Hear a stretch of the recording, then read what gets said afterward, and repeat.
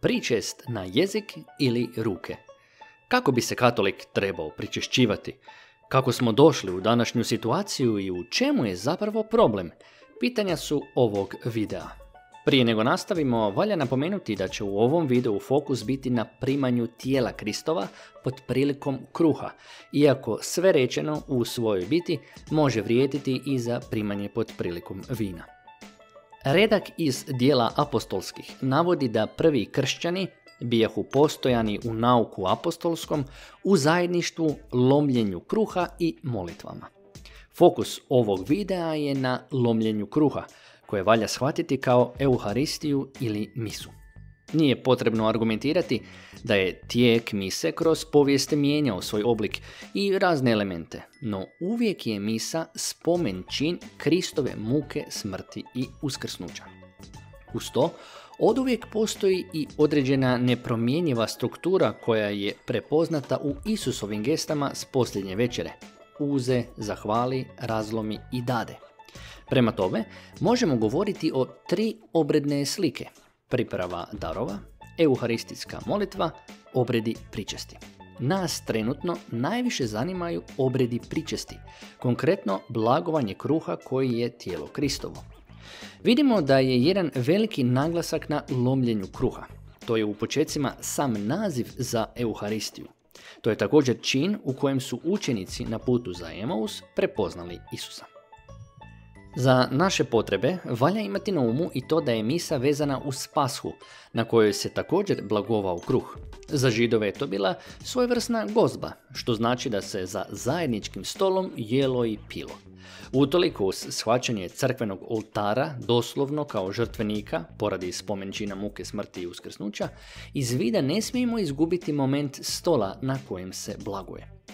Sve nam ovo već jasno daje naslutiti kako je mogao izgledati konkretan način pričešćivanja, to jest jedenja tijela Kristova. Budući da se radilo o kruhu koji se lomio i davao, teško da su apostoli isti stavljali svakom pojedinom vjerniku na jezik. To tim više, imamo li na umu da se nije blagovao tek jedan komadić kruha. Pritom u obzir možemo uzeti Pavlovu opomenu u Korinčanima da se na misi ne smiju prežderavati i opijati. Tu jasno vidimo da ova misa nije bila takva da se pojede tek neki sitan komad kruha, jer se s malo kruha nije moguće natrpati, niti drugi može prigovarati da je ostao gladan jer nije dobio komadić kruha. Osim toga, nemamo nikakav podatak da bi Židovi blagovali beskvasni kruh tako što bi im ga netko drugi stavljao na jezik. Prema svemu sudeći, kruh se razlomio i onda jednostavno dijelio na ruke da bi ga onda vjernici sami stavljali u svoja usta. Dojam da se razlomljeni kruh dijelio vjernicima na ruke dodatno pojačavaju povijesni izvori koji govore o načinu pričešćivanja. Primjerice, freska iz katakombe koja datira u 2. stoljeće prikazuje 7 vjernika koji sjede za stolom na kojem se nalaze kruh, vino i riba. Očito je da se ovdje miješaju neki elementi koji su danas strože odvojeni, ali freske jasno pokazuju da se kruh blagoslovio, da se lomio te da se uzimao u ruke i jeo. Nemamo nikakav prikaz procesije ili stavljanja kruha na jezik. Ciprijan Kartaški, ne zato jer se kartao, nego zato jer je biskup iz Kartage, navodi slučajeve vjernika koji nisu mogli približiti ruke ustima jer su bili nedostojni pričesti. Apokrifna djela Tome apostola spominju vjernika koji je počinio grijeh, pa su mu zbog toga ruke odbile poslušnost kad ih je htio primaći ustima. U oba se ova navoda ne dovodi u pitanje način pričešćivanja, već moralno stanje onoga koji želi primiti pričest. Ukratko, problem za pričest je grijeh ili nevjera, a ne to što je netko prima na ruke. Spomenemo još Bazilija koji navodi ne samo da vjernici u crkvi primljeno tijelo Kristovo sami stavljaju u svoje usta, već navodi da ga nose kućama da bi ga u vrijeme progona mogli blagovati pa čak i bez prisustva svećenika. Mogli bismo nanizati još na desetke primjera, no i ovi su dostatni da pokažu da je dojam koji stječemo na temelju Biblije potvrđen praksom u povijesti. Vjernici su primali tijelo Kristovo na ruke. No, povijesni su nam izvori važni još više zbog toga koliko češće pozornost posvećuju tome da vjernicima objasne da se ne radi više o običnom kruhu, već tijelu Kristovu. Tih navoda ima toliko da ih nema smisla niti spominjati. Fokus prvog tisućljeća s pravom nije bio na pitanju hoće li se tijelo Kristovo primati na jezik ili na ruke. Da nismo bebe da ne znamo jesti. Fokus je apostola i crkvenih otaca na tome da vjernicima protumače da blaguju Kristovo tijelo i da s njime trebaju dostojno postupati, da ga ne razbacuju po stolu, da ga ne mrve po podu, da ne dopuste da se oskvrnjuje. U tom ključu valja promatrati promjenu koja se događa u drugoj polovici prvog tisućljeća. Slijedom raznih okultnih zloporaba tijela Kristova, heretičkih njekanja realne prisutnosti, uzdizanja dostojanstva klera, praksa primanja pričesti na ruke biva zamijenjena praksom primanja pričesti na jezik.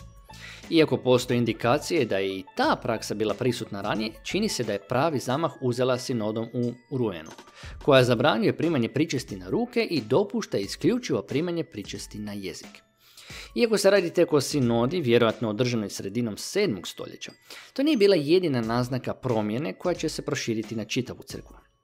U isto vrijeme za potrebe mise se počinje koristiti isključivo beskvasni kruh, a u 9. stoljeću se uvode hostije koje zamjenjuju klasičan kruh. Ne treba niti naglašavati da je reformacija kod katolika probudila još veći žar za snažnim čašćenjem Kristove realne prisutnosti u hostiji, te istu još tjesnije povezala s kleričkim staležom. Sve u svemu, posvećena hostija se počela sve više percipirati u ključu dogmatske teologije, a manje u ključu liturgijske dinamike. Zapravo se iz sjećanja gotovo potisnulo da se nekad pričest moglo primiti na ruke, pa se i danas može čuti pogrešno tumačenje da je tako primanje nešto novo što je došlo s drugim Vatikanskim saborom. Ironija je da taj sabor uopće ne spominje način pričešćivanja, a niti to čini novi misal. Što se onda zapravo dogodilo?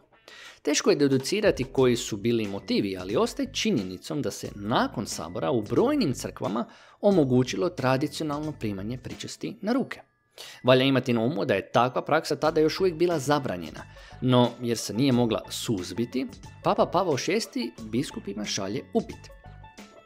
Oko 1200 biskupa smatralo je da se tim željama ne treba zamarati, dok je oko 600 biskupa smatralo da se ta želja uzme pod razmatranje. Oko 1200 biskupa bilo je protiv toga da se ta praksa pričešćivanja isproba u manjim zajednicama, dok ih je oko 700 bilo za. Oko 1200 biskupa smatralo je da vjernici neće gledati naklono na ovaj način pričešćivanja, dok je oko 800 biskupa smatralo da hoće.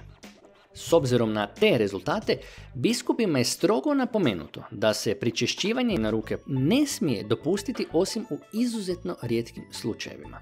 To je konkretno značilo da biskupske konferencije moraju pomno ispitati potrebe, da ukoliko potreba za pričešćivanjem na ruke postoji, provedu tajno glasanje i da tek s 2/3 većinom mogu poslati upit u Vatikan koji će onda donijeti konačnu odluku. Očito je iz navedenog da je norma ostala pričest na jezik, dok se primanje na ruke moglo dopustiti tek u iznimnim okolnostima.